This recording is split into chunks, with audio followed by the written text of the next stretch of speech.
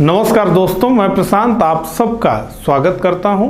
तो दोस्तों, जैसा कि आप जानते हैं, एक बहुत ही अच्छी वैकेंसी ब्लॉक एजुकेशन ऑफिसर की आई हुई है, जिसके फॉर्म अभी भरे जा रहे हैं। बहुत सारे लोग जो है उत्साहित हैं इस वैकेंसी को लेकर के, लेकिन कई चीज़ें हैं, जैसे कि इसका प्रीवियस ईयर का पेपर जो है उपलब्ध नहीं है। काफ़ी समय पहले एग्ज़ाम हुआ था और पिछले सिलेबस से नए सिलेबस की बात करें तो बदलाव भी देखने को मिल रहा है। अब जो सिलेबस हम देख रहे हैं वो एक प्रकार से समीक्षा अधिकारी और पीसीएस का सिलेबस है। अगर मैथ और रीजनिंग को जो है आप एक तरफ रख दीजिए, हालांकि पीसीएस में भी सीसेट में तो वो चीज़ें हैं ही, तो सेम उसी तरह का है कि भाई आपसे विज्ञान जो है पूछना है, आपसे हिस्ट्री पूछनी है, जियोग्राफी पूछनी है। इसी तरीके से है, कुल मिलाकर के 11 पॉइंट में बताया गया, जिसमें से 2 पॉइंट में जो है मैथ और रीजनिंग की बात की गई। तो मॉडल पेपर लेकर के कि किस प्रकार का जो है मॉडल पेपर होगा इसका, इसको लेकर के आप लोगों में बहुत उत्सुकता है। तो इस लेक्चर में मैं जो है कुल 25 हिस्ट्री पॉलिटी से जुड़े हुए कुल 25 प्रश्नों को आपके सामने प्रस्तुत करूंगा, उसकी व्याख्या भी करूंगा, ताकि आपकी ये अंडरस्टैंडिंग हो कि किस प्रकार के जो है पेपर आयोग बनाएगा। हालांकि ये इसलिए क्योंकि प्रीवियस ईयर पेपर का आपको ज़्यादा अनुभव नहीं है, क्योंकि बहुत साल के बाद ये एग्ज़ाम होने जा रहा है। तो जैसा कि हम जानते हैं, कुल 120 प्रश्न पूछे जाएंगे और कुल मार्क्स होंगे 300, यानी कि 2.5 मार्क का एक क्वेश्चन होगा और नेगेटिव मार्किंग है, तो अगर गलत होगा तो 0.833 नंबर जो है आपका कटेगा। तो इसी को जो है मानक बना करके आप चलिए, एक क्रम से हम चलेंगे। कुल 25 प्रश्नों को जो है इतिहास और संविधान के देखेंगे। आप भी मेरे साथ चलिए, कमेंट करिए कि आपके कितने सही हो रहे हैं। उसके अलावा जो है हम व्याख्या पर भी विस्तार से देखेंगे। एक बात और बता देना चाहता हूं इसे शुरू करने के लिए, ये जो क्वेश्चन हमने लिया है, ये हमने ब्लॉक एजुकेशन ऑफिसर के लिए एक टेस्ट सीरीज, एक प्रकार से हमारी जो भी टेस्ट सीरीज होती है वो क्रैश कोर्स की तरह हम बनाते हैं। आप देखेंगे तो आपको समझ आएगा। तो उससे हमने इन क्वेश्चंस को लिया है कि इसी प्रकार का जो है आयोग का पेपर होना चाहिए, एक मॉडल पेपर के रूप में, ठीक है। तो ये टेस्ट सीरीज भी है। इस पूरे क्वेश्चन को देखने के बाद, इसको समझने के बाद, अगर आपको ये लगे कि नहीं ये आपके लिए ठीक है, तो इसका प्रोसेस क्या है ज्वाइन करने के लिए, ये एक बार मैं बताना चाहूँगा। तो आपको क्या करना है कि अपने मोबाइल में प्ले स्टोर में जा कर के डिकोड एग्जाम ये लिखना है। उसके बाद जो है हमारे ऐप को डाउनलोड कर लेना है। डाउनलोड करने के बाद इंस्टॉल करना है। इंस्टॉल करते ही ये पहला पेज जो है ओपन होगा, जो यहाँ पर आपको दिख रहा है, ठीक है। और यहाँ पर इस ऑप्शन पे आपको क्लिक करना है, डोंट हैव एन अकाउंट, इस पर क्लिक करेंगे, क्लिक हियर। इस पर क्लिक करते ही जो है आपसे आपका नाम, फ़ोन नंबर, ईमेल वगैरह जो है मांगा जाएगा, उसको फिल करिए। फिल करने के बाद आप इस पेज पे आ जाएंगे। इस पेज पे आने के बाद यहाँ देखिए नीचे टेस्ट लिखा है, टेस्ट पे क्लिक करिए। टेस्ट पे क्लिक करते ही आपके सामने ये पेज जो है ओपन हो जाएगा। इसमें जो है UPPSC block education officer BEO, ठीक है। इसमें 2 बटन आपको दिख रहा है। तो पहला जो बटन है अटेम्प्ट टेस्ट का, उसमें जो है आप उस पर क्लिक करेंगे तो आपके सामने जो है इस प्रकार से एक क्रम से टेस्ट ओपन हो जाएगा। तो पहला जो टेस्ट है, जो डेमो टेस्ट है, वो बिल्कुल फ्री है। आप जो है ऑनलाइन जा कर के उसे जो है टेस्ट दे सकते हैं और PDF भी डाउनलोड कर सकते हैं, ठीक है। यहाँ पर BEO test 1 free demo test, इस पर क्लिक करके, ठीक है। तो इसकी क्वालिटी आप देख सकते हैं वो कैसा है, और इस पूरे वीडियो को भी देखिए, एक अंडरस्टैंडिंग आपकी होगी। तो अगर आपको ये लगे कि नहीं हमें इससे जुड़ना है, तो ये बाय नाउ का जो बटन है, इस पर क्लिक करके आप इससे जुड़ सकते हैं, ठीक है। कोई भी दिक्कत परेशानी अगर आपको आती है तो ये जो नंबर आपके सामने डिस्प्ले हो रहा है, इस पर जो है व्हाट्सएप या कॉल करके आप अधिक जानकारी ले सकते हैं। तो अब देखिए हम शुरू कर रहे हैं, ठीक है। ये पूरी तरीके से जो है जो सिलेबस जारी किया गया है आयोग के द्वारा, उसे देख करके हमने जो है बनाया है। उसी मात्रा में हमने हिस्ट्री के क्वेश्चन रखे हैं, उसी मात्रा में हमने पॉलिटी के, उसी मात्रा में जो है साइंस के, उसी प्रकार से इकोनॉमी के, उसी प्रकार से यूपी स्पेशल के और उसी प्रकार से रीजनिंग और मैथ के। ठीक है, तो अब ज़्यादा बात नहीं करते हैं, शुरू करते हैं। थोड़ा मैंने समय ले लिया इसके लिए सॉरी। चलिए, तो ये दो जो है, ये जो टेस्ट हमने बनाया है ये क्या है, बाइलिंगुअल है, हिंदी में भी है इंग्लिश में भी है। जब आप ऐप पे टेस्ट अटेम्प्ट करेंगे तो इसी तरह प्रश्न आपको दिखेगा, ऊपर हिंदी और नीचे इंग्लिश। ठीक है, तो हम लोग जो है हिंदी को लेकर के आगे बढ़ेंगे क्योंकि ज़्यादा समय लगेगा बात करने में। तो भारतीय संसद भवन निम्न में से किस प्राचीन मंदिर के समान दिखता है? ठीक है, तो ये कितने नंबर का क्वेश्चन है? ये 2.5 नंबर का क्वेश्चन है। ठीक है, तो उसी प्रकार से कमेंट करिए। कोणार्क मंदिर भुवनेश्वर उड़ीसा, 64 योगिनी मंदिर मुरैना मध्य प्रदेश, कामाख्या मंदिर गुवाहाटी असम, जगन्नाथ मंदिर पुरी उड़ीसा। तो ABCD में से कौन सा सही है ये आपको जो है बताना है। ठीक है, the parliament of India resembles which of the following ancient temples? ठीक है, कोणार्क टेम्पल भुवनेश्वर उड़ीसा, 64 योगिनी मंदिर मुरैना मध्य प्रदेश, कामाख्या मंदिर गुवाहाटी असम, जगन्नाथ मंदिर पुरी उड़ीसा। ठीक है, ABCD में से। तो देखिए इसका जो उत्तर है वो है 64 योगिनी मंदिर मुरैना मध्य प्रदेश। ठीक है, इसकी व्याख्या जो है हम यहाँ देखते हैं। तो अब देखिए ऊपर जो है, जैसा कि मैंने बताया कि ये पूरी तरह से क्रैश कोर्स की तरह बनाया गया है कि सारे सिलेबस को एक जगह ही आपको दे दिया जाए। तो अब जो है भारतीय संसद के बारे में कि किसने जो है इसकी अभिकल्पना की, तो सर एडविन लुटियंस और सर हर्बर्ट बेकर ने तैयार की। ठीक है, उसके बाद जो है आधारशिला कब रखी गई? तो 12 फरवरी 1921 को रखी गई। किसने रखा? तो महामहिम द ड्यूक ऑफ कनाड ने रखा। इस भवन के निर्माण में कुल 6 वर्ष का समय लगा जो है, और इसका उद्घाटन किसने किया? तो 18 जनवरी 1927 को लॉर्ड इरविन ने किया। ठीक है, कुल इसकी लागत 83 लाख रुपए की लागत आई। ठीक है, अब देखिए ये कैसा लगता है। ये जो है मध्य प्रदेश के मुरैना जिले में स्थित 64 योगिनी मंदिर, जिसका निर्माण 1323 ईस्वी में महाराज देवपाल द्वारा हुआ था, का प्रतिरूप माना जा रहा है। ठीक है, आप भी देखिएगा नेट पर जो है 64 योगिनी मंदिर ऐसे सर्च करिएगा, तो जो हमारा संसद भवन है सेम उसी तरह का जो है मंदिर वो है 64 योगिनी मंदिर। ठीक है ना, इसके बारे में विस्तार से यहाँ बताया गया है कि भारतीय संसद के खम्भों की आंतरिक बनावट हूबहू इस मंदिर के समान है। यह मंदिर एक वृत्तीय आधार पर निर्मित है और इसमें 64 कमरे हैं। हर कमरे में एक एक शिवलिंग बना हुआ है। इन 64 कमरों के कारण ही इस मंदिर का नाम 64 योगिनी मंदिर पड़ा। ठीक है, हालांकि एक बात है कि कहीं भी डॉक्यूमेंट में ये नहीं स्वीकार किया जाता है ऑफिशियल कि नहीं जो है संसद भवन की जो अभिकल्पना है वो जो है 64 योगिनी मंदिर से लिया गया है, लेकिन वो उसके समान दिखता है। ठीक है, तो इसका उत्तर है बी। तो इतने डिटेल में इसमें बात की गई। आगे बढ़ते हैं, दूसरे प्रश्न को देखते हैं, आप कमेंट करते रहिए। तो निम्न में से किस सूत्र में भारतीय ज्यामिति का प्रारंभिक रूप मिलता है? निम्न में से किस सूत्र में भारतीय ज्यामिति का प्रारंभिक रूप मिलता है? कल्प सूत्र, स्रोत सूत्र, शुल्क सूत्र और भगवती सूत्र। ठीक है, तो इसका देखिए उत्तर होगा शुल्भ सूत्र, यानी इसका उत्तर होगा सी। तो देखिए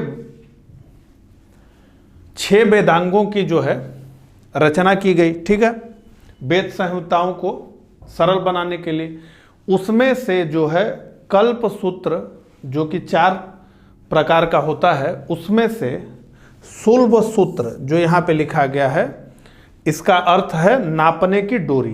तो इसमें क्या लिखा गया है? तो इसमें यज्ञ वेदियों को नापने, स्थान, चयन व निर्माण आदि का वर्णन है, और ये आर्यों के ज्यामिति ज्ञान का परिचायक है। इसी से गणित की एक विधा ज्यामिति का विकास हुआ है। तो ये पूरा डिटेल में जो है इससे जुड़ी हुई जितनी जानकारी है यहाँ पर जो है डिस्प्ले की गई है। ठीक है, सब चीजें जो है लिखी गई हैं। ये टेस्ट देने के बाद आपके पढ़ने के लिए ये लिखी जाती हैं और बड़े ही जो है स्पष्ट शब्दों में इसमें लिखा जाता है। तो सारे वेदांगों के बारे में बता दिया गया। उसके बाद स्मृति क्या होती है उसके बारे में।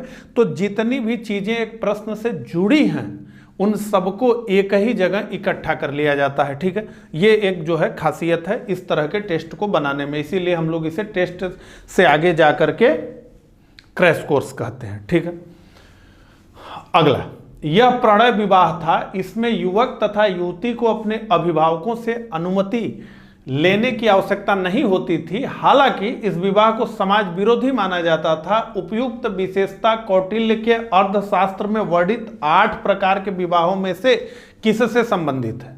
तो ये जो विशेषता ऊपर बताई गई है कि यह प्रणय विवाह था, इसमें युवक तथा युवती को अपने अभिभावकों से अनुमति लेने की आवश्यकता नहीं होती थी। हालांकि इस विवाह को समाज विरोधी माना जाता था, समाज में अच्छा नहीं माना जाता था। प्रणय विवाह यानी प्रेम विवाह था।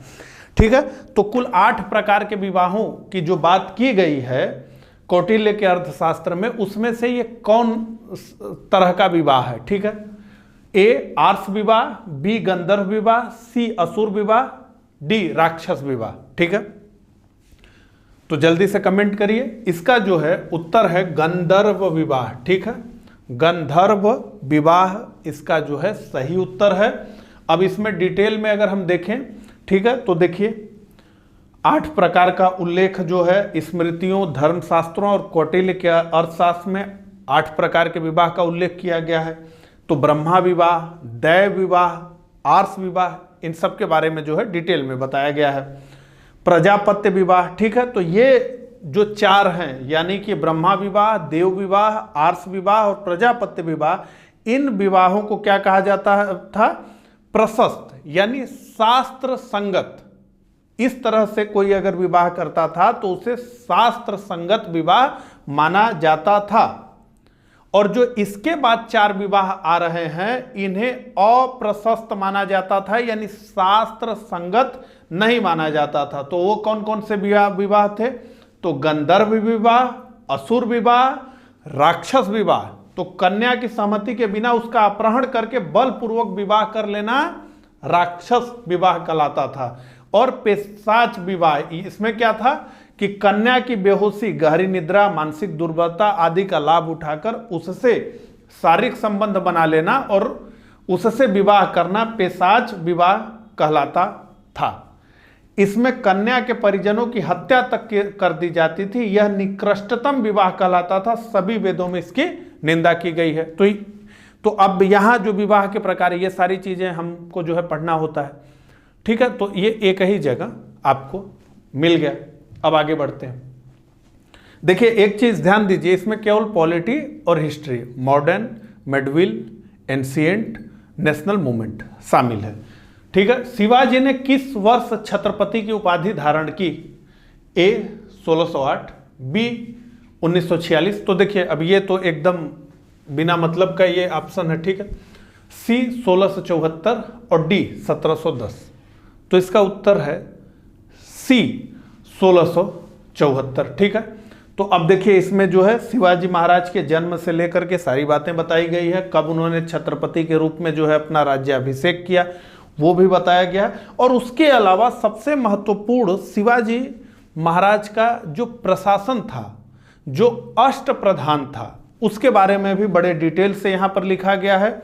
ठीक है, और एक जो प्रश्न बार बार आप देखेंगे कि मिलता है उसमें यह कि शिवाजी महाराज की जो घुड़सवार सेना थी उसे 2 भागों में विभक्त किया गया था, एक बरगीर और दूसरा सिलहदार। तो बरगीर घुड़सवार क्या था? ये सेना थे। और शाही अश्वसेना कहलाती थी ये। क्यों शाही अश्वसेना कहलाती थी? क्योंकि घुड़सवार सैनिकों को राज्य की ओर से घोड़े व शस्त्र दिए जाते थे। तो राज्य सैनिकों को घोड़ा देता था और शस्त्र भी देता था। किस मामले में? जो है बारगीर में। लेकिन सिलहदार में क्या था कि सिलहदार घुड़सवार सैनिक स्वतंत्र सैनिक था और वो अपना अस्त्र शस्त्र स्वयं रखता था। तो अपना घोड़ा रखता था, अपना अस्त्र शस्त्र रखता था और जो है युद्ध के मैदान में आता था। उसके बाद अष्टप्रधान। तो अष्टप्रधान की पूरी बातें जो है सबका परिचय, जैसे पेशवा को हम देखें तो अष्टप्रधान में पेशवा का पद सर्वाधिक महत्वपूर्ण और सम्मान का पद होता था। बाद में हम जानते हैं कि पेशवा ही मराठा साम्राज्य का वास्तविक शासक बन बैठा। सम्मान का पद होता था। पेशवा राजा का विश्वसनीय होता था। यह राज्य के प्रशासन एवं अर्थव्यवस्था की देखरेख करता था तथा राजा की अनुपस्थिति में राज्य की बागडोर संभालता था।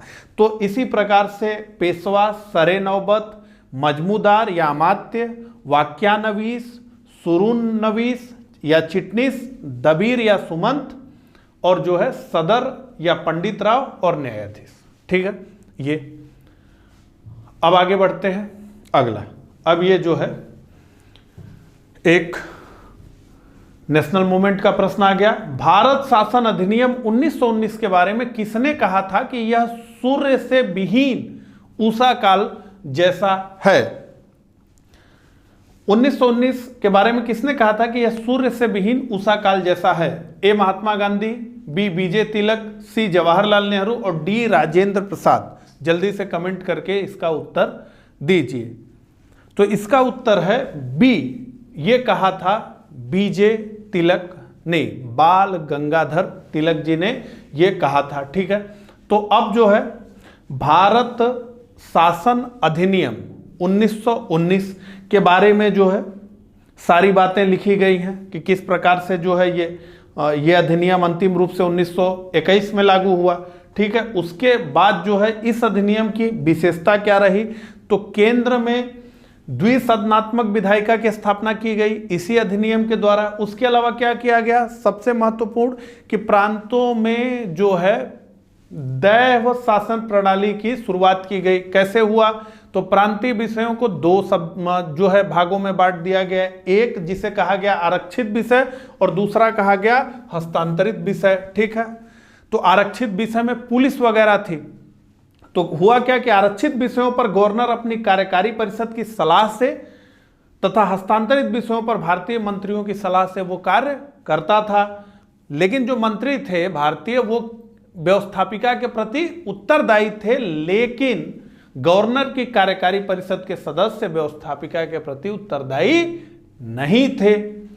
लोक सेवा आयोग का गठन किया गया। पहली बार महिलाओं को सीमित मात्रा में मत देने का अधिकार प्रदान किया गया। तो ऐसा नहीं कि महिलाओं को ही सीमित, सबके लिए सीमित ही था। कोई ऐसा उस समय नहीं होता था कि 18 साल के ऊपर के हो गए या 21 साल के ऊपर के हो गए तो आपको वोट देने का अधिकार हो गया। उसमें बहुत सारे चीज़ें थी, आप कितना टैक्स देते हैं, आप कितना पढ़े हैं, जमींदार एसोसिएशन से वोटिंग होती थी, विश्वविद्यालयों से वोटिंग होती थी। इस प्रकार से बहुत मानक थे, बहुत कम लोगों को वोटिंग का अधिकार था। आगे बढ़ते हैं। 1857 के विद्रोह के संबंध में निम्नलिखित कथनों में असत्य कथन का चयन कर सही कूट चुने। पहला, लॉर्ड डलहौजी की राज्य हड़प नीति के तहत मुगल बादशाह एवं अवध के नवाब को उनकी गद्दी से हटाना एक कारण था। दूसरा, अंग्रेजों की आर्थिक शोषण नीति के तहत भूमि व्यवस्थाओं में नए नए आविष्कार, करों में वृद्धि, भारतीय उद्योग धंधों को नष्ट करना भी एक कारण था। तीसरा, 1854 के डाकघर अधिनियम द्वारा सैनिकों की निःशुल्क डाक सुविधाओं को समाप्त करना भी एक सैनिक कारण था। और चौथा, अप्रैल 1850 के लैक्स लोकी कानून अर्थात धार्मिक अयोग्यता अधिनियम द्वारा हिंदू रीति रिवाजों में परिवर्तन लाना। तो पूछा जा रहा है कि उपरोक्त कथन में से कौन कौन से कथन सत्य हैं? तो कथन 2 और 4 सत्य है। कथन 3 असत्य कथनों की जो है कर सही कूट चुने। सभी कथन सत्य हैं, कथन 1 एवं 3। तो इसमें से कोई कथन असत्य नहीं है, सारे कथन क्या है? सत्य हैं। तो इसका उत्तर होगा सी। आइए इसकी व्याख्या देखा जाए। जो है अब देखिए उस पेज पे जगह नहीं थी तो यहाँ पर जो है ये प्रश्न आ गया, लेकिन ऐप में आपको नीचे ही दिखेगा, इसके नीचे ही ये दिखाएगा। ठीक है ना? हाँ, अब आते हैं। तो देखिए 1857 की क्रांति के बहुत सारे कारण रहे, जिसमें से कि जितने भी कारण उसमें दिए गए थे वो सारे कारण तो थे ही। तो अब जो है 1857 की क्रांति की प्रस्तावना ऊपर दी गई है, आप देख रहे हैं। उसके बाद विद्रोह की पृष्ठभूमि और कारण बताया गया है। तो सारे कारणों को बड़े डिटेल से लिखा गया है। सामाजिक और धार्मिक कारण क्या रहा, आर्थिक कारण क्या रहा, सैन्य कारण, ठीक है, और उसके अलावा जो है राजनीतिक कारण और तात्कालिक कारण। तात्कालिक कारण ये रहा कि सेना में एनफील्ड राइफल का आरंभ विद्रोह का तात्कालिक कारण था। ठीक है, गाय और सुअर के चर्बी से। अब देखिए ये महत्वपूर्ण लगभग प्रत्येक एग्जाम में एक दो प्रश्न इससे आपको देखने को मिलेंगे। तो ये पूरा चार्टिंग यहाँ दिया गया कि जो है जो थिएटर ऑफ वार था 1857 का, उसमें कौन से लीडर किस जगह से लीड कर रहे थे, वो सारी जानकारी पूछी जाती है। तो बैरकपुर मंगल पांडे, दिल्ली बहादुर शाह द्वितीय और जनरल बखत खां, हालांकि ये तो कठपुतली ही थे। लखनऊ बेगम हजरत महल, इनका जो बेटा था बिरजिस कादिर, उसको जो है नवाब घोषित करके अहमदुल्ला। उसके अलावा कानपुर से नाना साहब, राव साहिब नाना साहब के भतीजे और तात्या टोपे, अजीमुल्ला खान, झांसी से रानी लक्ष्मीबाई, बिहार यानी जगदीशपुर से कुंवर सिंह, अमर सिंह, इलाहाबाद और बनारस से मौलवी लिकायत अली, फैजाबाद से मौलवी अहमदुल्ला, बरेली से खान बहादुर खान, ग्वालियर और कानपुर तात्या टोपे, असम से कंदपेश्वर सिंह, मनीराम दत्ता, उड़ीसा से सुरेंद्र शाही, उज्जवल शाही, कुल्लू से राजा प्रताप सिंह, राजस्थान से जयदयाल सिंह, हरदयाल सिंह। तो जिसने जहां से लीड किया उन सब का नाम जो है इस चार्ट में दे दिया गया। ठीक है, तो एक प्रश्न के जवाब में इतनी बातें जो है आपको जानने को मिली। अगला, निम्न युग्मों में से कौन सुमेलित नहीं है? तो अब पूछा जा रहा है युद्ध और संधि, किस युद्ध के बाद कौन सी संधि हुई। तो देखा जाए कि कौन सा सुमेलित नहीं है। तो प्रथम कर्नाटक युद्ध ए ला सेपेल की संधि, तृतीय कर्नाटक युद्ध पेरिस की संधि, प्रथम आंग्ल मैसूर युद्ध मंगलौर की संधि, चतुर्थ मैसूर युद्ध मैसूर की सत्ता का समापन। तो इसमें से कौन सा सुमेलित नहीं है, जल्दी से कमेंट करके मुझे बताइए।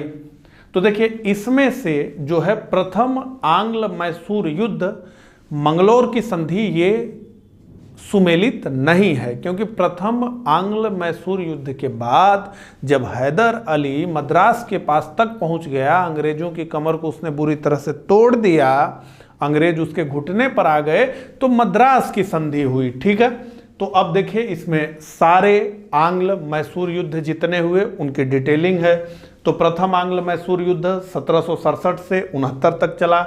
क्या मामला इसमें रहा जो है कि 1769 में इस युद्ध में हैदर अली ने अंग्रेजों को बुरी तरह हराया तथा वह अंग्रेजों के आधार यानी मद्रास प्रेसिडेंसी थी तो उनका आधार था तक पहुंच गया और अंततः हैदर की शर्तों पर 4 अप्रैल 1769 को मद्रास की संधि हुई। यह संधि किस प्रकार की थी? तो यह संधि जो है प्रतिरक्षात्मक संधि थी, जिसके शर्तों के अनुसार दोनों पक्षों ने एक दूसरे के जीते हुए क्षेत्रों को वापस किया तथा अंग्रेजों ने हैदर अली पर किसी और के आक्रमण के समय रक्षा करने का वायदा किया। फिर द्वितीय आंग्ल मैसूर युद्ध, उसके बारे में डिटेलिंग है। इसके बाद कौन सी संधि हुई? मंगलौर की संधि हुई। इसी में हैदर अली की मृत्यु हुई, टीपू सुल्तान शासक बना। उसके बाद क्या हुआ? तृतीय आंग्ल मैसूर युद्ध हुआ। कब से कब हुआ? 1790 से 92। फिर क्या हुआ? चतुर्थ आंग्ल मैसूर युद्ध हुआ 1799 में। इसमें क्या हुआ? टीपू सुल्तान को जो है मार दिया गया और जो है आपस में बराबर बराबर भागों में जो है बांट लिया गया मैसूर को, और जो बचा मैसूर उसके साथ सहायक संधि ला करके चिक्का कृष्णराज वाडियार को वहां पर राजा बना दिया गया। तो अब ये तो बात हमने थोड़ी डिटेल में की, अब उसे देखिए समराइज रूप में भी हमने प्रस्तुत किया यहां पर एक नजर में कि आप चीजों को समझ लें। तो प्रथम आंग्ल मैसूर युद्ध 1767 से 69, मद्रास की संधि से समाप्त, हैदर अली का पक्ष भारी यानी हैदर अली मजबूत रहा और लॉर्ड वेरेलस्ट उस समय गवर्नर था। दूसरा द्वितीय मैसूर युद्ध 80 से 84, मंगलौर की संधि समाप्त, युद्ध अनिर्णायक रहा, कोई नहीं जीत पाया। कौन था? वारेन हेस्टिंग था उस समय। तृतीय मैसूर युद्ध, श्रीरंगपट्टनम की संधि समाप्त, टीपू को युद्ध क्षति देनी पड़ी, बड़ी हालत खराब हो गई। कौन था? कार्नावालिस। चतुर्थ मैसूर युद्ध 1799 में हुआ। टीपू युद्ध में क्या हुआ? मारा गया। मैसूर की प्रभुसत्ता समाप्त कर दी गई यानी सहायक संधि लाद दी गई। कौन था? बेलेजली था। उसके बाद आंग्ल फ्रांसीसी कर्नाटक युद्ध की बात हो गई है। प्रथम कर्नाटक युद्ध तो ए ला सेपेल की संधि, युद्ध अनिर्णायक रहा।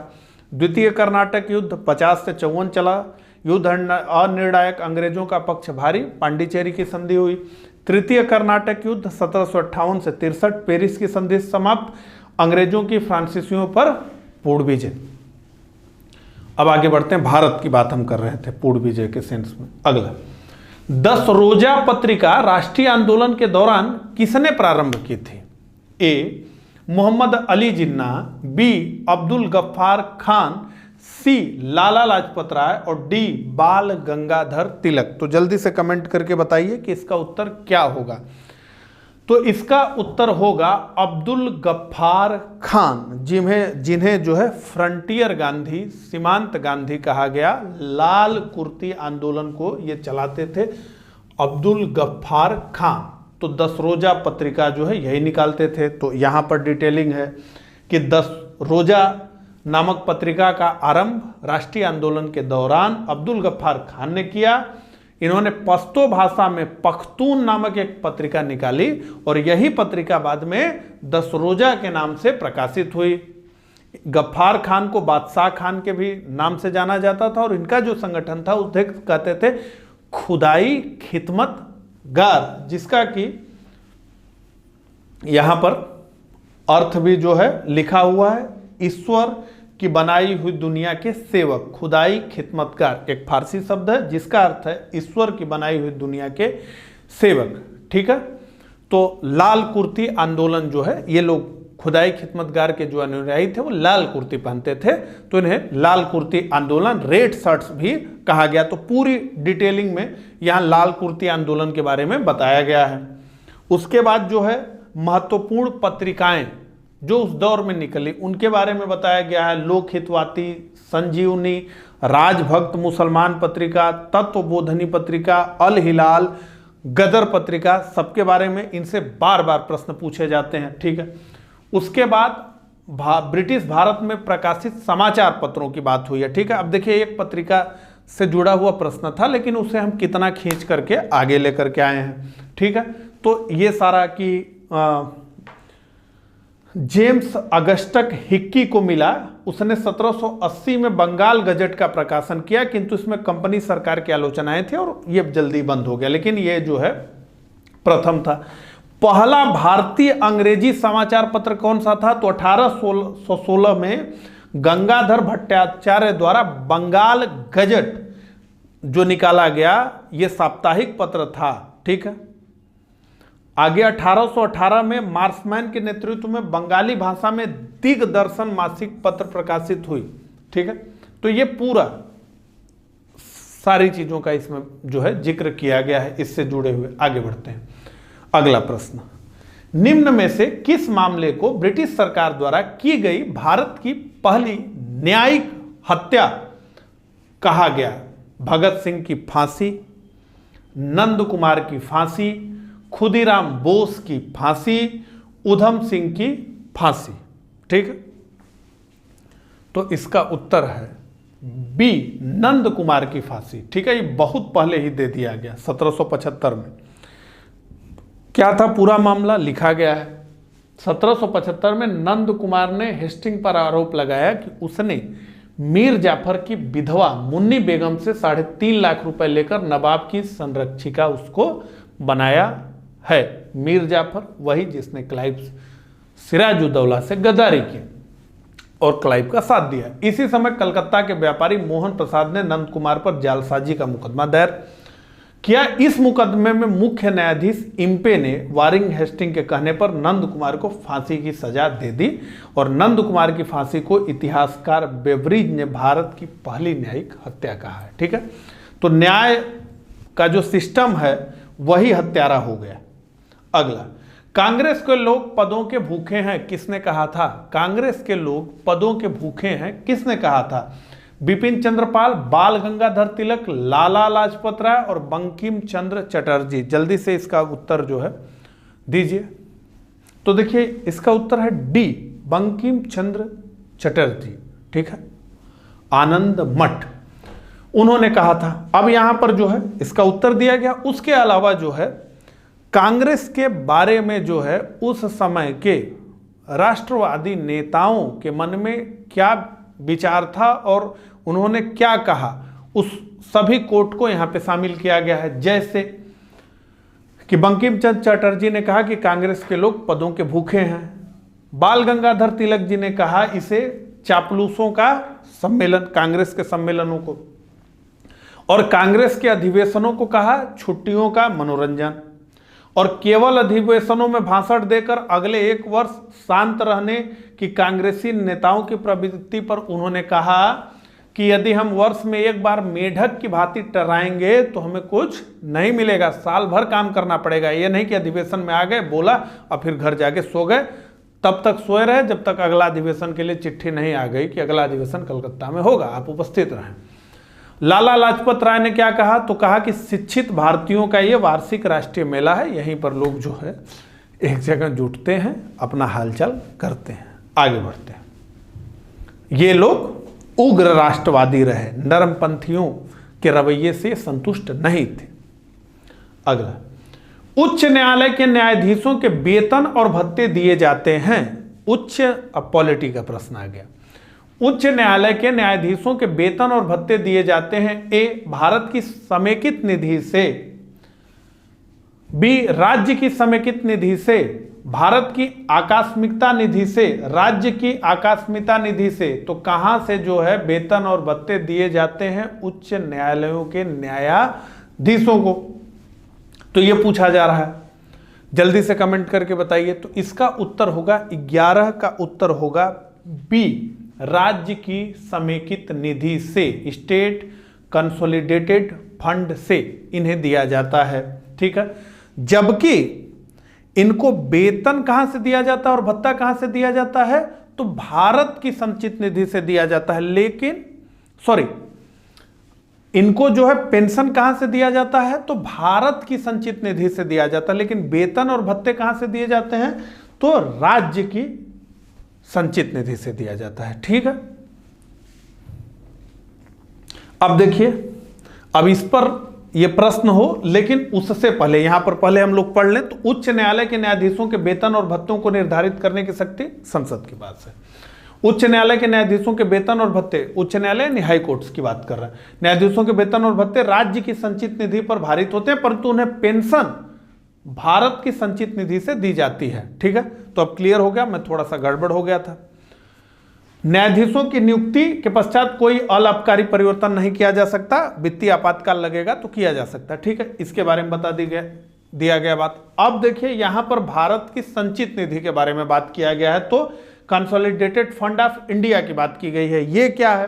तो संविधान का अनुच्छेद 266 भारत की संचित निधि के गठन का प्रावधान करता है। भारत की संचित निधि पर भारित व्ययों को 2 भागों में वर्गीकृत किया गया है। तो देखिए, भारत का एक संचित निधि है, उस निधि में जो है सरकार की जो आय होती है उसको जो है रखा जाता है, वहीं से व्यय किया जाता है।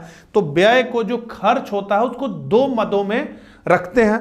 एक मद तो ये कि जिस पर संसद में वोटिंग होगी कि भैया ये मकान बनवाना है, तो सारे लोग जुटेंगे और वोट करेंगे कि बनवाना है कि नहीं बनवाना है, ये प्रोजेक्ट करना है कि नहीं करना है, इस योजना को इतना पैसा देना है कि नहीं देना है, ये तमाम बातें, रक्षा पर कितना खर्च करना, तमाम बातें ये वोटिंग से डिसाइड होगा। और कुछ ऐसे खर्च भी इस पे भारित होते हैं जिस पर वोटिंग नहीं होती है। ठीक है, तो ज्यादातर खर्च वोटिंग होती है। और वोटिंग क्यों नहीं की जाती है? तो वो इसलिए नहीं की जाती है कि कुछ पद इतने महत्वपूर्ण हैं कि इनको वोटिंग वगैरह से जो है बचा करके रखा जाता है। ठीक, तो इसमें देखिए बताया गया, तो भारत की संचित निधि पर भारित गैर मतदेय व्यय, तो ये संचित निधि से भारत खर्च तो होंगे, लेकिन इस पर जो है मतदान कोई सांसद नहीं कर सकता है संसद में बैठ करके, ये सीधे सीधे हैं, इसमें कोई बहस नहीं होगी। ठीक, तो क्या है? तो राष्ट्रपति व उपराष्ट्रपति का वेतन और भत्ता कभी भी जो है संसद में नहीं रखा जाएगा। ठीक है, ये सीधे, इस पे वोटिंग नहीं होगी। राज्यसभा पति और उपसभापति तथा लोकसभा अध्यक्ष और उपाध्यक्ष के वेतन और भत्ते, सर्वोच्च न्यायालय के न्यायाधीशों के वेतन भत्ते तथा पेंशन, उच्च न्यायालय के न्यायाधीशों की पेंशन, वेतन नहीं, वेतन राज्य से मिलेगा, पेंशन केंद्र देगा। भारत के नियंत्रक महालेखा परीक्षक के वेतन और भत्ते, लोक सेवा आयोग यानी यूपीएससी के अध्यक्ष और सदस्यों के वेतन और भत्ते। ऐसा ऋण भार जिनका दायित्व तो भारत सरकार पर है। तो अगर आप किसी से ऋण लिए हैं, मान लीजिए भारत ने अमेरिका से कर्ज लिया है, तो वोटिंग करके क्या निर्धारित करेंगे? वोटिंग करिए या ना करिए, आपने कर्ज लिया है तो कर्ज चुकाना पड़ेगा। हाँ, इसके लिए वोटिंग कर सकते हैं कि इस साल चुकाना है कि अगले साल चुकाना है, ठीक है। और भारत सरकार पर किसी न्यायालय द्वारा दी गई डिग्री या पंचांग, तो अगर किसी न्यायालय ने जो है भारत सरकार को किसी मामले में ये कहा कि इनको इतना क्षतिपूर्ति दीजिए, तो उस पर फिर आप वोटिंग नहीं कर सकते, आपको देना पड़ेगा। तो ये सारे, ऐसा क्यों किया गया है? ऐसा इसलिए किया गया है कि कुछ संवैधानिक पदों की स्वतंत्रता बनाए रखने के लिए इस तरह का प्रावधान किया गया है। अब अपने सैलरी से तो कम संतुष्ट रहिए भाई, संसद आपकी सैलरी पर कुछ नहीं कर सकते, ठीक है, तो डरिए नहीं। और क्या है, तो भारत की संचित निधि पर भारित मतदेय व्यय, अब इसके अलावा जितना भी व्यय होगा सब पर वोटिंग होती है, ठीक है। तो संपूर्ण सरकारी व्यय संचित निधि से किए जाते हैं, अतः गैर मतदेय व्ययों को छोड़कर, यानी इनको छोड़कर अन्य सभी कार्यों के लिए इस निधि से धन निकालने हेतु संसद की स्वीकृति यानी मत आवश्यक होती है, ठीक है, क्लियर हो गया। तो इसकी बात हमने की। उसके बाद उच्च न्यायालय की बात थी, ठीक है। तो अब उच्च न्यायालय से जुड़े हुए सारे मामले इसमें हैं, ठीक है, कि किस जो है अनुच्छेद में किया गया है, ठीक है, इसका जिक्र किया गया और बहुत सारी बातें। आगे बढ़ते हैं। लोकपाल नियुक्त करने के लिए चयन समिति में निम्नलिखित में शामिल होंगे। तो लोकपाल जो है अभी हॉट टॉपिक है, इससे जुड़े तो कौन कौन चयन समिति में जो है शामिल होता है लोकपाल को चुनने के लिए? प्रधानमंत्री, भारत का मुख्य न्यायाधीश या उनका नामित व्यक्ति, लोकसभा अध्यक्ष, विपक्ष का नेता, भारत के राष्ट्रपति द्वारा नामांकित एक प्रसिद्ध न्यायविद। तो कौन हो सकता है? 1, 2, 3 एवं 4, 2, 3, 4 एवं 5, 1, 3, 4 और 5 उपरोक्त सभी। तो देखिए, उपरोक्त सभी सारे लोग जो है लोकपाल के चयन समिति में शामिल होते हैं। तो यहां पर पूरी डिटेलिंग है, ठीक है। देखें लोकपाल क्या है उसके बारे में बताया गया, और वो सारा जो है लोकपाल अधिनियम 2013 के पास होने के बाद 1 जनवरी 2014 से लागू हो गया, ठीक है। कौन हो सकता है? तो लोकपाल के पैनल का अध्यक्ष सर्वोच्च न्यायालय का वर्तमान या पूर्व न्यायाधीश या उच्च न्यायालयों का मुख्य न्यायाधीश हो सकता या भी है। इस पद पर साफ सुथरी छवि का एक प्रतिष्ठित व्यक्ति चयनित हो सकता है, जिसे निम्नलिखित मामलों में कम से कम 25 वर्षों का विशेष ज्ञान और विशेषता हो। कौन सा है मामला?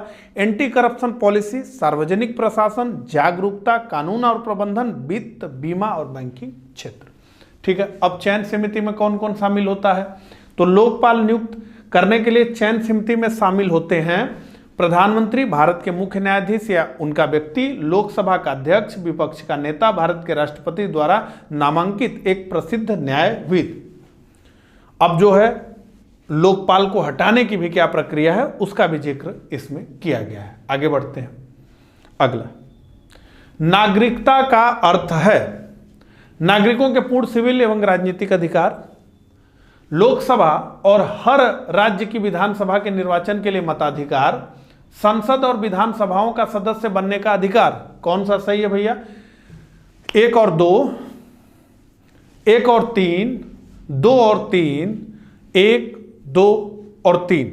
तो ये 1, 2 और 3 ये तीनों लग रहा है, ठीक है।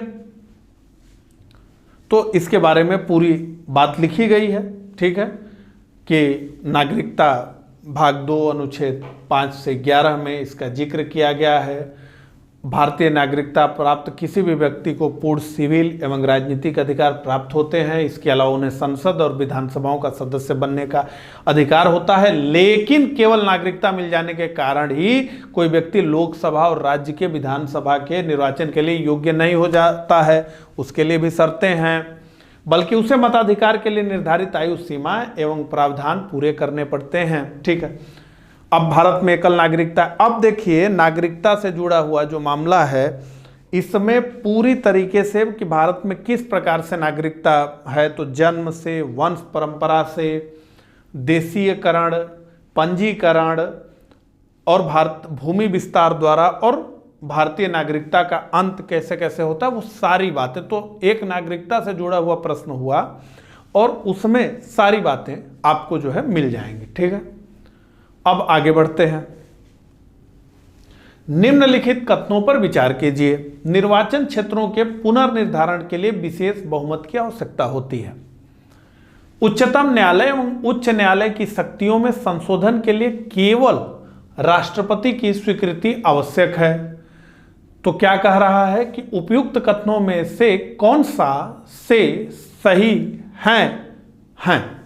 तो केवल एक, केवल दो, एक और दो दोनों, न तो एक न ही दो। तो 14 का उत्तर क्या होगा, जल्दी से बताएं। 14 का उत्तर होगा डी, ना तो एक न ही दो। तो निर्वाचन क्षेत्रों का पुनर्निर्धारण साधारण बहुमत से होता है और उच्चतम न्यायालय एवं उच्च न्यायालय की शक्तियों में संशोधन, बहुत बड़ी शक्ति चाहिए इसके लिए, तो ये जो है विशेष बहुमत और राज्यों के अनुसमर्थन से होता है, कुल राज्यों के आधे राज्यों के समर्थन से। ठीक है, तो निर्वाचन क्षेत्रों में पुनर्निर्धारण के लिए साधारण बहुमत की आवश्यकता होगी। उच्चतम न्यायालय उच्च न्यायालय की शक्तियों में संशोधन के लिए संसद के विशेष बहुमत तथा राज्यों के कुल विधानमंडलों में से आधे द्वारा स्वीकृति आवश्यक होगी। तो अब देखिए, ये बात हमने इसका सीधे सीधे ये उत्तर दे दिया 2 लाइन में। अब हम बात कर रहे हैं कि संविधान के अनुच्छेद 368 में संशोधन प्रक्रिया के बारे में लिखा गया है कि किस प्रकार से संविधान का संशोधन होगा, और इसमें लिखा गया है कि 3 प्रकार से भारत के संविधान में संशोधन किया जा सकता है। कौन सा? तो साधारण विधि द्वारा संशोधन, संसद के विशेष बहुमत द्वारा, और संसद के विशेष बहुमत और राज्यों के विधानमंडलों की स्वीकृति से संशोधन।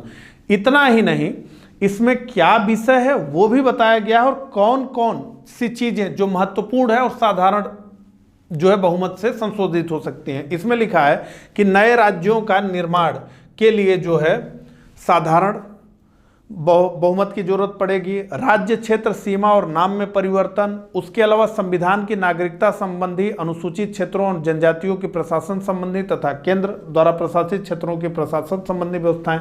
ठीक है, तो यह संसद का। अगला, विशेष बहुमत द्वारा, तो इसमें क्या लिखा है कि यदि संसद के प्रत्येक सदन तथा कुल सदस्यों का बहुमत तथा उपस्थित और मतदान में भाग लेने वाले सदस्यों के 2/3 मतों से विधेयक पारित हो जाए, ये पूरी डिटेल में है, तो राष्ट्रपति की स्वीकृति मिलते ही वो संशोधन संविधान का अंग बन जाता है। न्यायपालिका तथा राज्यों के अधिकारों तथा शक्तियों जैसे कुछ विशिष्ट, क्या क्या लिखा है, न्यायपालिका तथा राज्यों के अधिकारों, क्योंकि हम एक जो है संघीय देश है, तथा शक्तियों जैसी कुछ विशिष्ट बातों को छोड़कर संविधान के अन्य सभी प्रावधानों में इसी प्रक्रिया द्वारा संशोधन किया जाता है। तो साधारण से क्या होता है संशोधित, विशेष से क्या होता है लगभग सब कुछ, जैसा कि बताया गया है। तो अब देखते हैं तीसरा, संसद के विशेष बहुमत और राज्य के विधानमंडलों के स्वीकृति से संशोधन। तो इसमें क्या होता है कि विशेष बहुमत भी चाहिए और आधे विधानमंडलों की स्वीकृति भी चाहिए।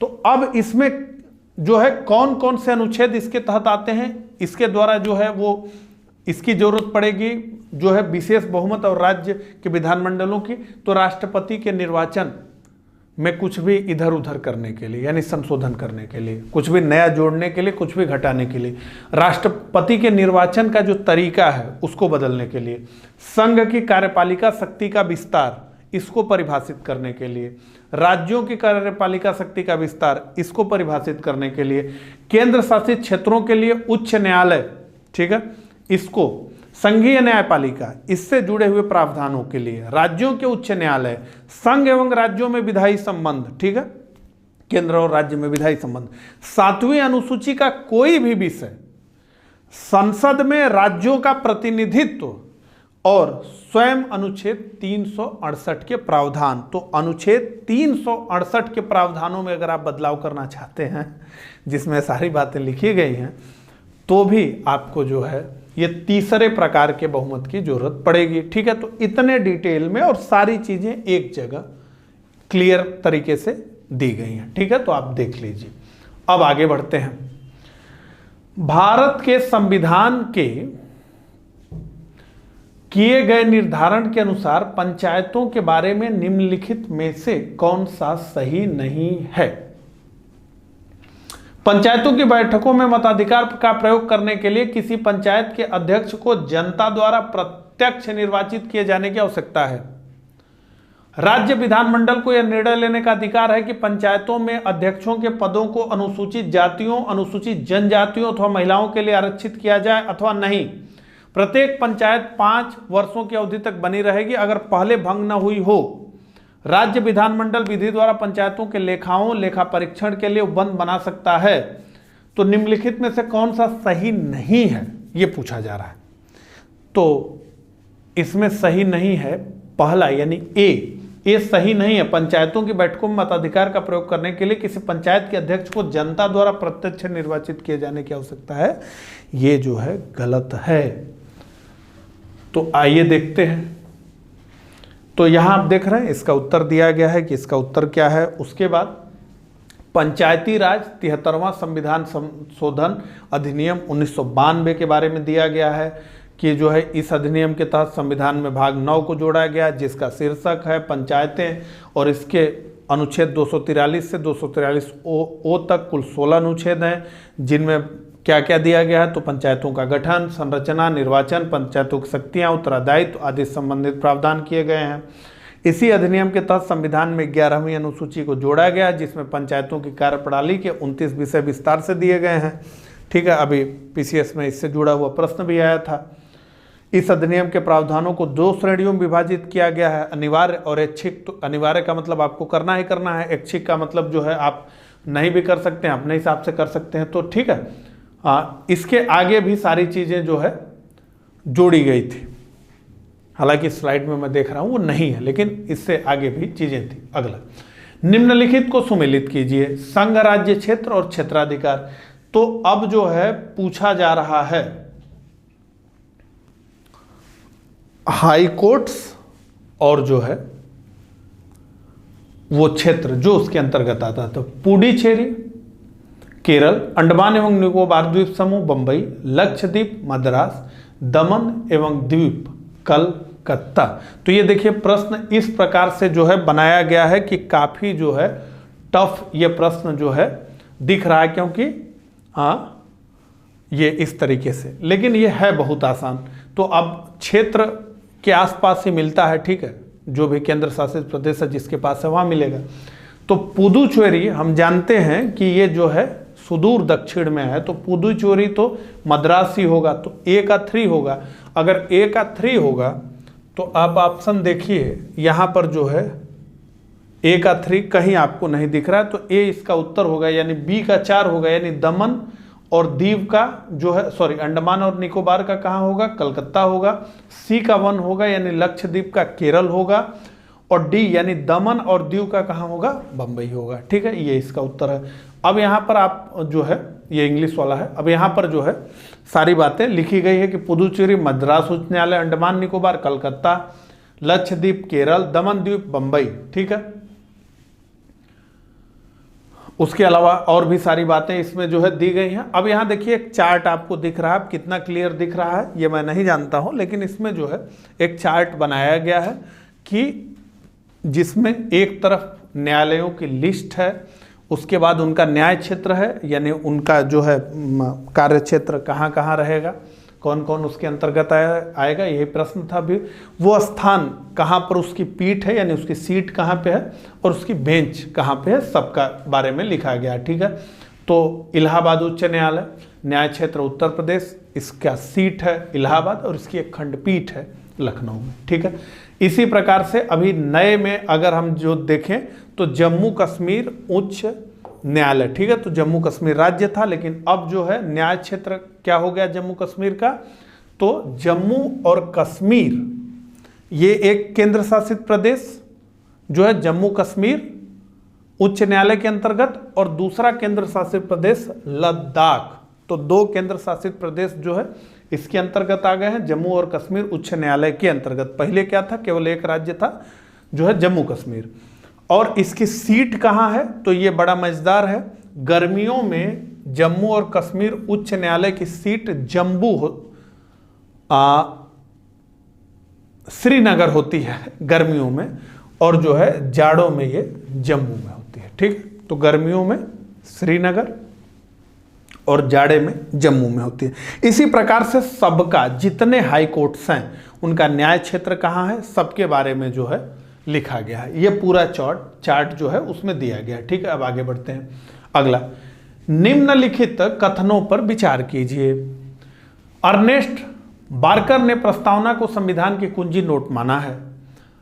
पंडित ठाकुर दास भार्गव ने संविधान की प्रस्तावना को संविधान का सबसे सम्मानित भाग बताया है। तो इससे भी जुड़े हुए प्रश्न पूछे जाते हैं। ठीक है, तो अब यहां पर हम देखिए तो इसका उत्तर जो है ये 1 और 2 दोनों। ठीक है, तो इसका 17 का जो आपका उत्तर है वो है सी। तो सर अर्नेस्ट बार्कर ने भारतीय संविधान की उद्देशिका को विश्व की सर्वश्रेष्ठ उद्देशिकाओं में से एक माना है। साथ ही अर्नेस्ट बार्कर ने प्रस्तावना को संविधान की कुंजी नोट भी माना है। अब किसने क्या क्या प्रस्तावना को कहा वो सब लिखा हुआ। तो सर अलादी कृष्ण स्वामी अय्यर ने कहा कि संविधान की प्रस्तावना हमारे दीर्घकालिक सपनों का विचार है। के.एम. मुंशी ने कहा कि प्रस्तावना हमारी संप्रभु लोकतांत्रिक गणराज्य का भविष्य काल है। पंडित ठाकुर दास भार्गव ने संविधान की प्रस्तावना को संविधान का सबसे सम्मानित भाग बताया। प्रस्तावना भारतीय संविधान का परिचय पत्र है, ऐसा कहा नानी पालकी वाला ने। और उद्देशिका भारत के संप्रभु लोकतांत्रिक गणराज्य की जन्म कुंडली, ऐसा कहा के.एम. मुंशी ने। आगे बढ़ते हैं। राष्ट्रीय मानवाधिकार आयोग अधिनियम 1993 के अनुसार निम्नलिखित में से कौन इस आयोग का अध्यक्ष बन सकता है? ए. उच्चतम न्यायालय का कोई सेवारत न्यायाधीश। बी. उच्च न्यायालय का कोई सेवारत न्यायाधीश। सी. केवल भारत के सेवानिवृत्त मुख्य न्यायाधीश। और डी. इनमें से कोई नहीं। तो ए, बी, सी, डी से जल्दी से उत्तर बताइए कि इसमें से क्या सही होगा। तो इसमें से सही होगा सी, केवल भारत के सेवानिवृत्त मुख्य न्यायाधीश इसके अध्यक्ष हो सकते हैं। किसके? राष्ट्रीय मानवाधिकार के। तो अब यहां देखें तो यहां पर लिखा गया है राष्ट्रीय मानवाधिकार आयोग के अध्यक्ष भारत के उच्चतम न्यायालय का सेवानिवृत्त मुख्य न्यायमूर्ति ही होता है। इसके प्रथम अध्यक्ष कौन रहे? तो रंगनाथ मिश्र थे। वर्तमान में न्यायमूर्ति H.L. दत्तू इसके अध्यक्ष हैं। तो आयोग की क्या संरचना है? राष्ट्रीय मानवाधिकार आयोग की क्या संरचना है? तो बताया गया है कि ये एक बहुसदस्यीय संस्थान है, बहुत सारे सदस्य हैं। इसमें एक अध्यक्ष होता है, 4 सदस्य होते हैं और 4 पदेन सदस्य होते हैं। ठीक है, तो जिनका कार्यकाल 5 वर्ष या 70 वर्ष की अवधि, ये भी कार्यकाल भी पूछ लेगा आपसे। ठीक है, तो अब देखिए एक अध्यक्ष होगा तो एससी का सेवानिवृत्त मुख्य न्यायाधीश होगा। 4 क्या होंगे? तो सदस्य होंगे। उनको भी प्री डिफाइन है कि कौन कौन सदस्य बनेगा। तो पहला सदस्य जो होगा वो एससी में कार्यरत या सेवानिवृत्त न्यायाधीश होगा। दूसरा किसी एचसी यानी हाई कोर्ट का कार्यरत या सेवानिवृत्त न्यायाधीश होगा। और 2 सदस्य होंगे मानवाधिकारों से संबंधित विषयों का ज्ञान और अनुभव रखने वाले व्यक्ति। तो कुल 4 सदस्य हो गए। 4 पदेन सदस्य हैं। एक्स ऑफिसियो यानी किसी पद पर बैठने से ही आपको किसी पद का जो है पदभार मिल जाना, इसे पदेन कहते हैं। तो राष्ट्रीय अल्पसंख्यक आयोग का जो अध्यक्ष होगा वो अपने आप राष्ट्रीय मानवाधिकार आयोग का पदेन सदस्य बन जाएगा। राष्ट्रीय महिला आयोग की अध्यक्षा जो होंगी वो भी। राष्ट्रीय अनुसूचित जाति और राष्ट्रीय अनुसूचित जनजाति, इन दोनों आयोगों को जो अध्यक्ष होंगे वो भी इसके पदेन सदस्य होंगे। इस प्रकार से ये जो है समझाया गया है। चयन समिति में कौन कौन शामिल होगा? तो चयन समिति में प्रधानमंत्री शामिल होंगे, लोकसभा के अध्यक्ष शामिल होंगे, राज्यसभा का उपसभापति शामिल होंगे, दोनों सदनों के विपक्ष के नेता और केंद्रीय गृह मंत्री शामिल होंगे। हालांकि प्री डिफाइन पहले से ही कर दिए हैं, तो वो 2 लोग जो हैं 4 में से 2 उन्हीं को खोजने के लिए बैठना है। बाकी तो कितने सेवानिवृत्त जो है जज साहब लोग होंगे, बहुत कम ही संख्या होगी ना। ठीक है, आयोग का कार्य क्या है ये भी बताया गया है। ठीक है, आगे बढ़ते हैं। हाँ, सूची 1 को सूची 2 से सुमिलित कीजिए तथा नीचे दिए गए कूट के प्रयोग से सही उत्तर चुनिए। सूची 1 में क्या दिया गया है? तो जनपद दिया गया है। प्राचीन इतिहास शुरू हो चुका है फिर से। और सूची 2 में राजधानी दी गई है। तो ये महाजनपदों की बात हो रही है। तो कुरु, पांचाल, कौशल, वत्स एक तरफ लिखा है और साकेत, कौशांबी, अहिच्छत्र, इंद्रप्रस्थ एक तरफ लिखा गया है। अब क्या कहा जा रहा है कि सुमेलित कीजिए और नए इस कूट से जो है उत्तर चुनिए। तो देखिए इसे जो है हमेशा डील करते समय ये ध्यान देना चाहिए कि इसमें एक दो इंफॉर्मेशन आपको चाहिए होती है, ठीक है। कुरु चूंकि प्रसिद्ध रहा, इसकी राजधानी, ठीक है, तो कुरु की राजधानी है। अगर इंद्रप्रस्थ यानी ए का अगर 4 उत्तर है तो ए का 4 कहीं नहीं है तो सी इसका उत्तर है, ठीक है। तो 19 का उत्तर सी है। एक इंफॉर्मेशन हमारे पास था और हमने जो है इसके उत्तर को करेक्ट कर लिया कि सी इसका उत्तर है, ठीक है। अब देखिए यहां पे जो है व्याख्या में क्या लिखा गया है, 2 लाइन में पढ़ता हूं। बौद्ध ग्रंथ अंगुत्तरी निकाय तथा जैन ग्रंथ भगवती सूत्र में 16 महाजनपदों की सूची प्राप्त होती है, यानी 16। इनमें से 9 महाजनपद उत्तर प्रदेश में, 8 महाजनपद गंगा घाटी में और एकमात्र महाजनपद, बहुत बार प्रश्न पूछा गया है, एकमात्र महाजनपद अस्मक जिसका नाम था वो दक्षिण भारत में स्थित था। तो अब देखिए इसमें जो है सभी महाजनपदों को डिफाइन किया गया है, कंबोज, और उसके अलावा उससे जुड़ा हुआ, उस महाजनपद से जुड़ा हुआ अगर कोई प्रमुख तथ्य है तो जो है उसको भी इसमें जो है शामिल किया गया है। जैसे गांधार को हम पढ़ें तो यह आधुनिक पेशावर तथा रावलपिंडी के इलाके में स्थित था। इसकी राजधानी तक्षशिला थी। यह विद्या एवं व्यापार का प्रसिद्ध केंद्र था। रामायण से पता चलता है कि इस नगर की स्थापना भरत के पुत्र तक्ष ने की थी। तक्षशिला में प्राचीन विश्वविद्यालय था जहां के आचार्य चाणक्य थे। ईसा पूर्व 6ठी शताब्दी में यहाँ पुष्कर साटिन का राज्य था। इसने अवंती के शासक चंड प्रद्योत को पराजित किया था। तो जितना महत्वपूर्ण प्रश्न बनाए जा सकते हैं इन महाजनपदों पे, ये 2-2, 4-4 लाइनों में इन्हें डिफाइन किया गया है। तो कंबोज, गांधार, अस्मक, मगध, अंग, वजी, काशी, कौशल, मल्ल, वत्स, पांचाल, सूरसेन, कुरु, मत्स्य, चेदी, अवंती, ठीक है। तो ये कुरु को ही हमने देखा था, ठीक है। अब आगे बढ़ते हैं। विश्व में शून्य की सबसे पुरानी मिसाल किसे माना जाता है? Who is considered to be the oldest example of zero in the world? बक्साली पांडुलिपि ग्वालियर किले में स्थित चतुर्भुज मंदिर का एक शिलालेख, वाल्मीकि रचित प्रशस्ति, अशोक की प्रयाग प्रशस्ति। तो इसका उत्तर है ए। हालांकि बी भी कुछ समय तक उत्तर माना जाता था, ठीक है, लेकिन ए बक्साली पांडुलिपि। अब इसमें पूरा लिखा है कि 8वीं सदी में बना ग्वालियर का किला देश के सबसे बड़े किलों में से है। यहां देखिए ऑप्शन में क्या था, ठीक है, चतुर्भुज मंदिर। इसी किले में 9वीं सदी में एक चट्टान काटकर एक मंदिर का निर्माण किया गया जिसे चतुर्भुज मंदिर कहा जाता है। इसी मंदिर में 9वीं सदी का एक शिलालेख मिला है जिस पर 270 अंकित है, जिसे अभी तक विश्व का सबसे पुराना शून्य माना जाता था। किंतु 1881 में पाकिस्तान के पेशावर के समीप बक्साली गांव में कुछ पांडुलिपियां मिली जो तक्षशिला से जुड़ी हैं। इसे ब्रिटेन के ऑक्सफोर्ड में बडेलियन लाइब्रेरी में संग्रहित किया गया। बडेलियन लाइब्रेरी के रिचर्ड ओवेनडेन के अनुसार इस पांडुलिपि से गणित के इतिहास के विषय में कई रोचक महत्वपूर्ण जानकारियां प्राप्त होती हैं। तो लंबे समय तक शोधकर्ता ये मान रहे थे कि ये जो बक्साली पांडुलिपि है 8वीं या 12वीं शताब्दी के मध्य की रचना है, लेकिन कार्बन डेटिंग द्वारा ये पता चला कि ये जो है बहुत पुरानी और 3री या 4थी सदी की रचना है। और इसके बारे में भी लिखा गया कि 70 भोजपत्रों से बनी इस पांडुलिपि में 3 अलग अलग काल की सामग्रियों के प्रमाण मिलते हैं। तो ये अगला, अब पेशा अधिनियम पर हम लोग आ गए, ठीक है। पंचायत अनुसूचित क्षेत्रों में विस्तार अधिनियम 1996 के अंतर्गत समाविष्ट क्षेत्रों में ग्राम सभा की क्या भूमिका है?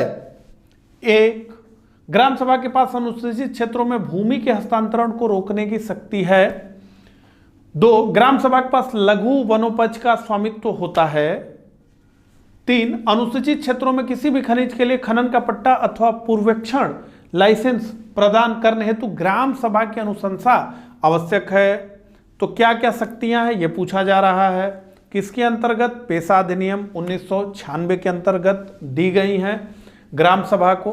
तो क्या केवल एक, या एक और दो दोनों, या दो और तीन, या ये सभी अधिकार है?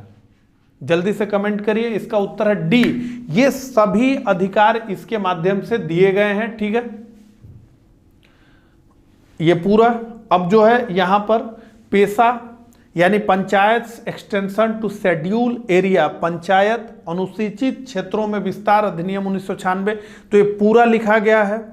ठीक है, इसके माध्यम से उन क्षेत्रों को भी पंचायती राज अधिसूची में सम्मिलित किया गया जो पूर्व में इसमें सम्मिलित नहीं थे। 5वीं अनुसूची 8 राज्य, वर्तमान में 10 में विस्तारित। इसका उद्देश्य क्या है? स्थानीय शासन के विचार को भारत के जनजातीय क्षेत्रों तक विस्तारित करना। इस अधिनियम के माध्यम से पंचायतों के प्रावधान 8 और वर्तमान में 10 राज्यों, अर्थात कौन कौन से राज्यों में? आंध्र, छत्तीसगढ़, तेलंगाना, गुजरात, हिमाचल, झारखंड, महाराष्ट्र, उड़ीसा, राजस्थान, मध्य प्रदेश के जनजातीय क्षेत्रों में विस्तारित हुए हैं जो 5वीं अनुसूचित क्षेत्र हैं। अब उसके बाद क्या शक्तियां हैं पेशा के माध्यम से मिली हुई ग्राम पंचायतों को? वो है तो लघु वनोपज का स्वामित्व का है, ग्रामीण हाट बाजारों के प्रबंधन का है, भूमि के हस्तांतरण को रोकने तथा हस्तांतरित भूमि की बहाली करने का है, भूमि अधिग्रहण, पुनर्वास आदि में अनिवार्य परामर्श का अधिकार है और ये मना कर दिए तो आप नहीं कर सकते। ग्राम सभाओं पंचायतों द्वारा खान खनिजों के लिए लाइसेंस पट्टा देने के लिए अनिवार्य सिफारिश करने का इनको सब अधिकार है। पेशा अधिनियम का महत्व क्या रहा? तो ये है, सारी बातें लिखी गई हैं। ठीक है, इससे ज्यादा किसी भी प्रिलिमिनरी एग्जामिनेशन में नहीं पूछा जा सकता। आप आगे, भारत के संविधान के अनुच्छेद 371 में निम्नलिखित में से किस राज्य का उल्लेख नहीं होता? 370 को लेकर के पूरा मामला गर्म है। 371 भी कई राज्यों को विशेष राज्य का दर्जा प्रदान करता है, जैसे 370 जम्मू कश्मीर को प्रदान कर रहा था, लेकिन जम्मू कश्मीर की स्थिति एकदम अलग थी। तो पूछा जा रहा है कि 371 में निम्नलिखित में से किस राज्य का उल्लेख नहीं है, यानी किस राज्य को विशेष राज्य का दर्जा नहीं प्राप्त है? ए महाराष्ट्र, बी मध्य प्रदेश, सी गुजरात, डी कर्नाटक। तो इसका उत्तर क्या होगा? जल्दी से कमेंट करके बताइए। इसका उत्तर है बी, मध्य प्रदेश। ठीक है, तो भारतीय संविधान के अंतर्गत अनुच्छेद 371 में विशेष राज्य के दर्जे का प्रावधान किया गया है। इसके अंतर्गत ज्यादातर पहाड़ी राज्यों को इसके तहत कौन कौन है? तो महाराष्ट्र, गुजरात, नागालैंड, असम, मणिपुर, अरुणाचल प्रदेश, गोवा, आंध्र प्रदेश, सिक्किम, मिजोरम, कर्नाटक राज्य को शामिल किया गया है। और विशेष राज्य का दर्जा प्राप्त राज्यों को केंद्र कई प्रकार की सुविधाएं देता है, ये इसमें बताया गया है। अगला, अब आ गए हम लोग नेशनल मूवमेंट पर। तो इंडिया होम रूल सोसाइटी की स्थापना श्यामजी कृष्ण वर्मा ने की। गदर पार्टी के संस्थापक अध्यक्ष सोहन सिंह भाकना थे। उपयुक्त में से कौन सा से कथन सही है? तो ये पूछा जा रहा है कौन सा कथन इसमें से सही है। क्या केवल एक, केवल दो, एक और दो दोनों, न तो एक न ही दो? तो इसका उत्तर है सी, एक और दो दोनों। इंडिया होम रूल सोसाइटी की स्थापना और इंडिया हाउस श्यामजी कृष्ण वर्मा ने, और गदर पार्टी के संस्थापक अध्यक्ष सोहन सिंह भाकना थे।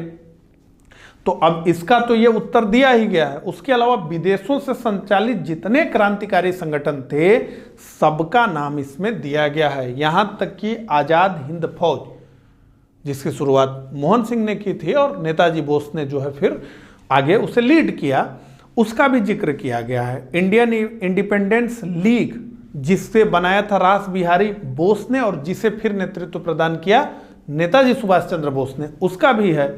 इंडियन इंडिपेंडेंस लीग और स्वतंत्र सरकार जो कि बनाया गया था अफगानिस्तान में राजा महेंद्र प्रताप द्वारा, उसका भी जिक्र किया गया है। गदर पार्टी का, Hind association, Indian independence league और इंडिया होम रूल सोसाइटी। अगला, मौर्य। अब आ गए हम लोग फिर प्राचीन भारत में। मौर्य साम्राज्य के दक्षिणा पथ प्रांत की राजधानी निम्नलिखित में से कौन सी थी? Takshashila, Avanti Rashtra, Kalinga, Suvarnagiri. A B C D में से क्या उत्तर होगा? तो इसका उत्तर होगा डी, सुवर्णगिरी। ठीक है, तो अब यहां देख लीजिए, उत्तरापथ तक्षशिला, अवंती राष्ट्र उज्जैन, कलिंग तोसाली, मध्य प्रांत पाटलिपुत्र, दक्षिणापथ सुवर्णगिरी। ठीक है, अब ये तो राजधानी बता दी गई, लेकिन अब पूरा मौर्य शासन प्रबंध कैसे था, उसका केंद्रीय प्रशासन कैसे था, प्रांतीय प्रशासन किस प्रकार से था, नगर प्रशासन कैसे था, जिला प्रशासन कैसे था, स्थानीय प्रशासन यानी ग्राम प्रशासन कैसे था, ये सारे का जिक्र जो है इसमें किया गया है। एक एक चीजें, और आप समझ लीजिए कि एक प्रश्न के व्याख्या को पढ़ने के बाद पूरा का पूरा वो टॉपिक ही क्लियर हो जाता है। इस प्रकार से ये व्याख्या जो है लिखी जाती है। ठीक है, अब अगले प्रश्न पे आ जाते हैं। यही आज का हमारा अंतिम प्रश्न है। बड़े धैर्य से आपने मुझे जो है इतने देर तक सुना, इसके लिए आपको धन्यवाद रहेगा। अगला, स्वदेशी आंदोलन के संबंध में निम्न कथनों में कौन से सही हैं? कुछ विशिष्ट मुसलमान आंदोलन में शामिल हुए, स्त्रियों ने आंदोलन में सक्रिय भागीदारी की, आंदोलन ने बंगाल के किसानों को न तो अधिक प्रभावित किया और न ही वह इसमें शामिल हुए, यह बंगाल तक ही सीमित रहा। नीचे दिए गए कूट से सही उत्तर चुनिए। तो कौन से सही हैं ये पूछा जा रहा है। ठीक है, तो 1, 2 और 4, 2 और 4, 1, 2 और 3 उपरोक्त सभी, तो 4 तो गलत है, ये तो हमें समझ में आ रहा है। यह बंगाल तक सीमित नहीं था, तो 1, 2, 3 सही है। तो इसका मतलब है 25 का उत्तर होगा सी। अब इसकी व्याख्या देखते हैं। तो 1905 ईस्वी के बंगाल विभाजन के विरोध स्वरूप स्वदेशी आंदोलन प्रारंभ हुआ, जिसका विस्तार बंगाल के साथ साथ पंजाब, मध्य प्रांत, संयुक्त प्रांत, बंबई प्रांत में था।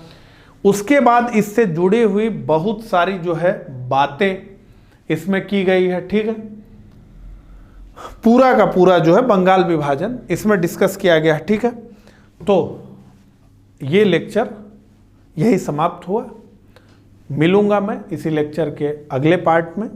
उससे पहले मैं आपसे कहना चाहूँगा कि ये लेक्चर आपको कैसा लगा, ये मॉडल क्वेश्चन पेपर आपको कैसा लगा, हमारी टेस्ट सीरीज की व्याख्या आपको कैसा ही लगी, ये भी कमेंट करके मुझे ज़रूर बताइएगा। ठीक है, तो मिलता हूँ इसी तरह के अगले लेक्चर में। तब तक के लिए आप सभी को नमस्कार।